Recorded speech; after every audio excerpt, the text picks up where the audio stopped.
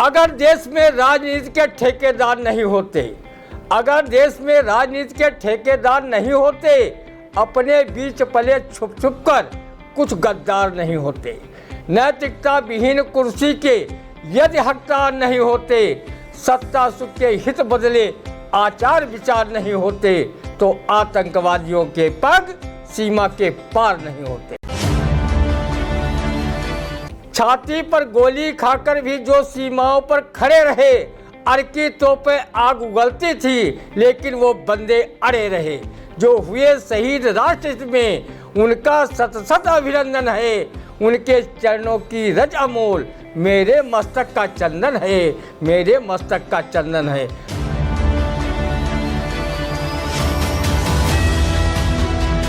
नमस्कार, स्वागत है आप सभी का आई इंडिया के खास कार्यक्रम डंडा में। खबरों पर डंडा चलाने के लिए आई इंडिया के स्टूडियो में मौजूद है वरिष्ठ पत्रकार, कवि एवं रंगकर्मी ज्ञान प्रकाश सिंह प्रतीक जी। तो प्रतीक जी, आपका बहुत बहुत स्वागत है आई इंडिया पर। आज की पहली खबर की शुरुआत करेंगे, जहां सीमा पार आतंकवादी पर पाकिस्तान को भारत ने संयुक्त राष्ट्र संघ ने दी नतीजे भुगतने की चेतावनी। आखिरकार ये चेतावनी क्या पर कहेगा रंदा, सुनते हैं। जब पाकिस्तान को नतीजे भुगतने का समय आया तब तो उसे ठीक से भुगताया नहीं।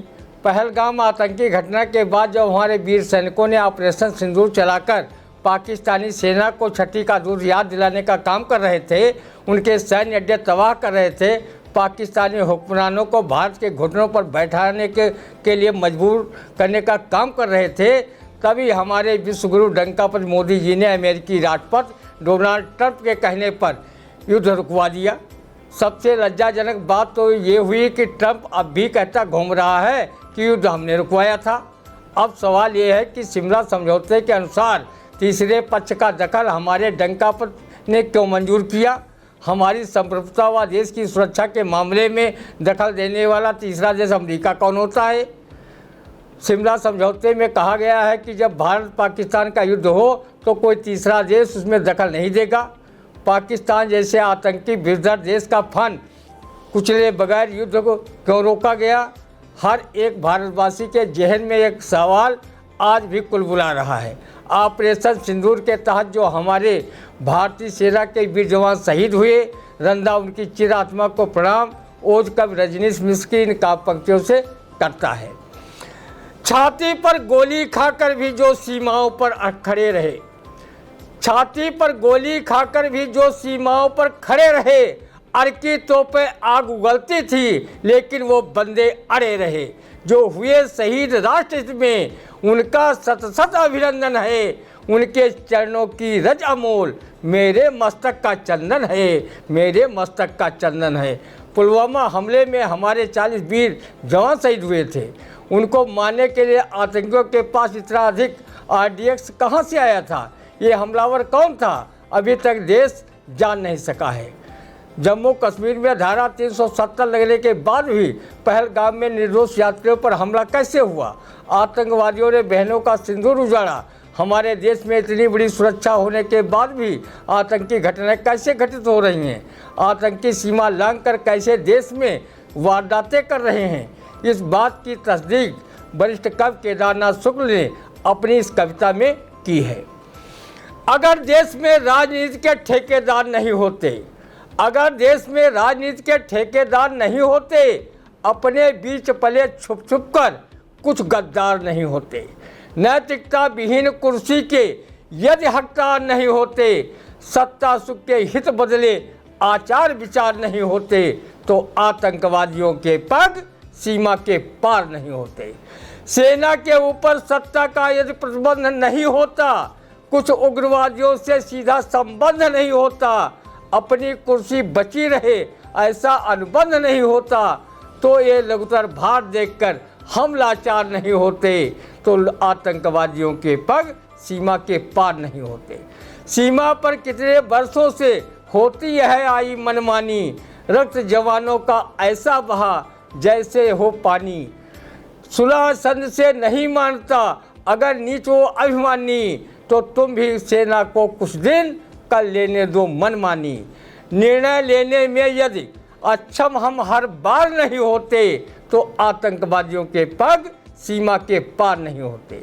रंदा की राष्ट्र हित में सलाह है कि पाकिस्तान को बार बार चेतावनी देने से काम नहीं चलेगा, उस पर एक बार करारा सैन्य जवाब वैसे ही देना जरूरी है जैसे जवाब 1971 में तत्कालीन प्रधानमंत्री श्रीमती इंदिरा गांधी ने सैन्य कार्रवाई कराकर दिया था। उन्होंने पूरा पूर्वी पाकिस्तान का नाम मिटाकर बांग्लादेश बनवा दिया था। 93,000 पाक सैनिकों ने भारतीय सेना के आगे आत्मसमर्पण किया था। आदरणीय मोदी जी, संयुक्त राष्ट्र संघ भी कुछ कहने सुनने से फ़ायदा नहीं है। वो भी अमेरिका, रूस, चीन, फ्रांस, ब्रिटेन, इजराइल जैसे देशों की मनमानी के चलते कुछ भी बोल नहीं पाता है। इसलिए भारत को अपनी संप्रभुता व सुरक्षा को लेकर स्वयं निर्णय लेने की आवश्यकता है।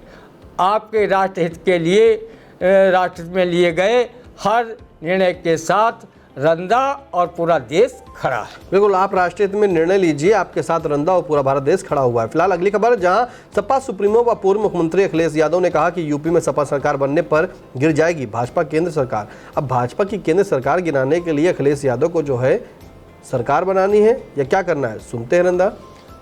आदरणीय अखिलेश जी, पहले राधा जी को नचाने के लिए तो नौमन तेल की व्यवस्था कर लो, अर्थात चुनाव में करारी हार के बाद 2027 का विधानसभा चुनाव तो जीत लो, फिर चाहे केंद्र की सरकार गिराना या पूरे देश की चुनी हुई सरकारों को गिरा देना। आप मुन्ना भाई की तरह लगे रहो और शायद नदीम सीतापुरी की शेर से अपने ख्याली पुलाव पकाते रहिए। शायद कोई हूर स्लिप होकर गिरे, इसलिए आंखें गड़ी हैं आसमानों की तरफ। लगता है अखिलेश भाई पश्चिम बंगाल के चुनाव परिणाम देखकर अंदर ही अंदर इतने भयभीत हो गए हो कि आप अपने कार्यकर्ताओं का मनोबल बनाए रखने के लिए रोजाना कोई न कोई भाजपा की नीतियों और कार्यक्रमों के विरुद्ध गर्मा गर्म बयान दे रहे हो। आदरणीय अखिलेश जी, आप महान राजनीतिज्ञ धरतीपुत्र मुलायम सिंह के पुत्र तो हैं और शिक्षित भी हैं, यूपी जैसे बड़े राज्य के मुखिया भी रह चुके हैं, लेकिन बंगाल की सैनी कही जाने वाली पूर्व मुख्यमंत्री व तृणमूल कांग्रेस की सुप्रीमो ममता बनर्जी से ज़्यादा मंजे हुए राजनीति के खिलाड़ी नहीं हैं, जिन्हें अभी चंद दिनों पहले ही भाजपा उन्हें साम दाम दंड भेद के बलबूते हरा के आई है। भाजपा के कार्यकर्ता पूरे जोशो खरोश से लबरेज हैं, उनका अगला निशाना यूपी फतेह ही है। इसलिए रंदा नेक सलाह देता है कि आप ममता बनर्जी की तरह इंडिया गठबंधन से अलग होकर अकेले चुनाव में उतरने की गलती न करना। अगर ममता दीदी कांग्रेस, कम्युनिस्ट व क्षेत्रीय दलों के साथ मिलकर चुनाव लड़ी होती तो उन्हें चुनाव में पराजय का सामना नहीं करना पड़ता। जब यूपी में सत्तारूढ़ दल भाजपा अपने सहयोगी दल निषाद पार्टी सुभाषपा अपना दल यश के साथ गठबंधन का सत्ता सुख भोग रही है, तो तुम्हें भी गठबंधन पर ध्यान देने की आवश्यकता है। आपकी पार्टी लगातार 2 विधानसभा चुनाव में सत्ता की कुर्सी तक नहीं पहुंच पाई है। आप अच्छे नेता माने जा रहे हैं। लोकसभा चुनाव में आपकी पार्टी ने 37 सीटें जीती। सपा के इतिहास में इतनी ज़्यादा सीटें पार्टी कभी नहीं जीत सकी। यूपी की राजनीति में आपकी पार्टी मुख्य विपक्षी दल की भूमिका निभा रही है। हो सकता है कि विधानसभा का शंखनाद अक्टूबर तक हो ही जाए। अब आप जनहित के मुद्दे शिक्षा, स्वास्थ्य, महंगाई, बेरोजगारी, बिजली, पानी, ध्वस्त होती अर्थव्यवस्था, पलायन आदि के मुद्दों पर सत्तासीन दल को घेरने का काम कर सकें। इन मुद्दों को लेकर जब तक आप अपने पार्टीजनों के साथ सड़कों पर नहीं उतरेंगे और अपने आप को सिर्फ बयानबी नेता बनाए रखेंगे तो आपकी पार्टी की वही गति होगी जो गति बसपा की लोग देख रहे हैं। विधानसभा चुनाव होने में अब चंद महीने से अगर अभी से आपने प्रत्याशी घोषित कर दिया तो उन्हें मतदाताओं के घर घर तक पहुंचने का पर्याप्त समय मिल जाएगा। इसका पार्टी प्रत्याशी को लाभ होगा। अगर इस बार भी अखिलेश जी आप चूके तो आपकी स्थिति भी राजनीति में बहन मायावती की तरह होकर रह जाएगी, जिनके पास यूपी में सिर्फ एक विधायक है। संसद व राज्यसभा में सदस्य के नाम पर 0 सन्नाटा है। आदरणीय अखिलेश जी, रंदा किसी भी राजनीतिक दल का प्राथमिक सदस्य नहीं है, लेकिन जो भी दल या सरकार जनहित में अच्छा कार्य करती है रंदा उसका प्रशंसक जरूर है। रंदा इधर देख रहा है कि जनता महंगाई, बेरोजगारी से त्रस्त है, लेकिन हमारी मौजूदा सरकार कवि अवनीश मिश्र की कविता कीर्तिमान के भावार्थ की तरह अपना कीर्तिमान बनाने में लगी है। जब भी मुझसे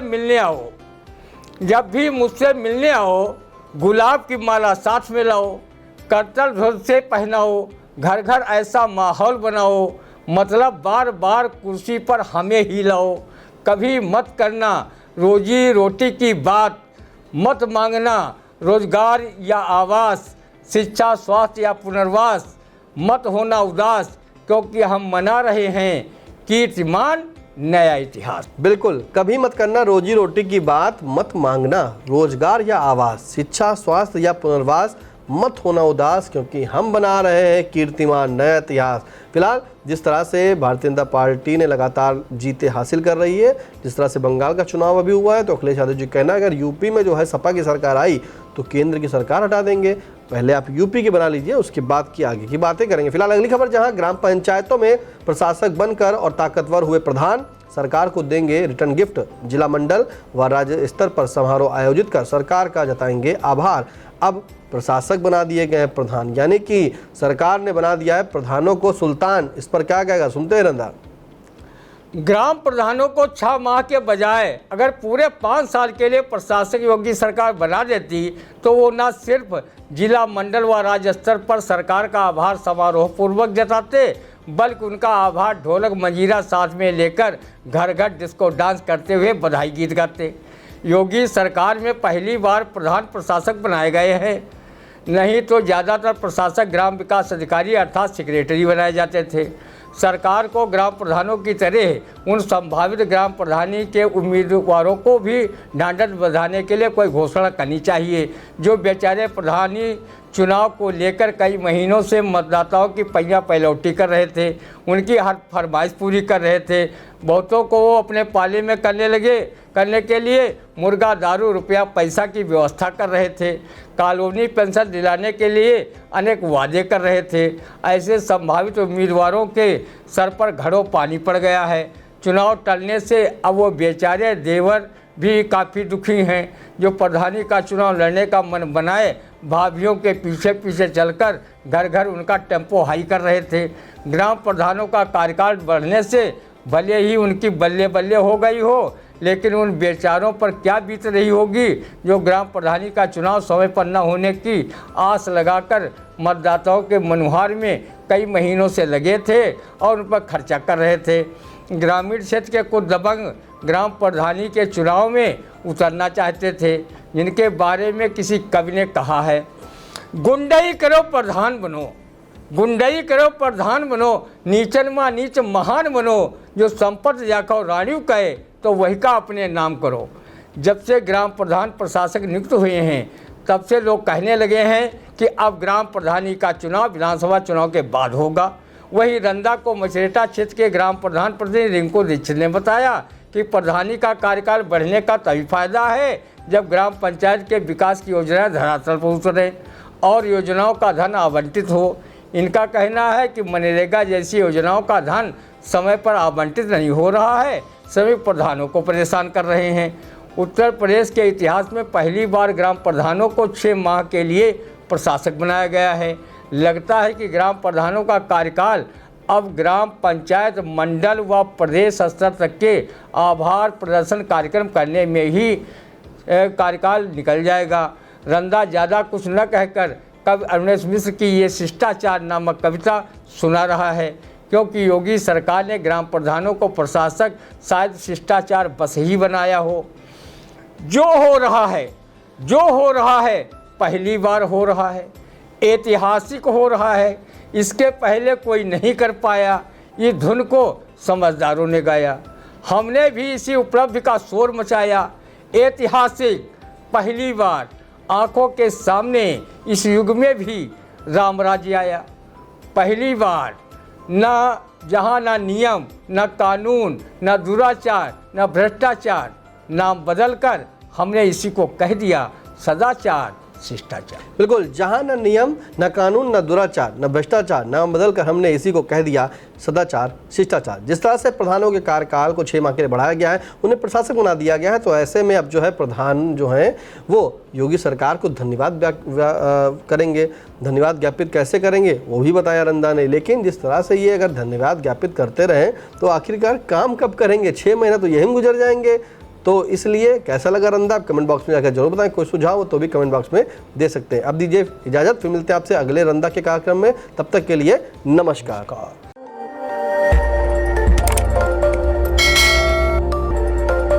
खबर आपकी, नजर हमारी। देखते रहिए आई इंडिया।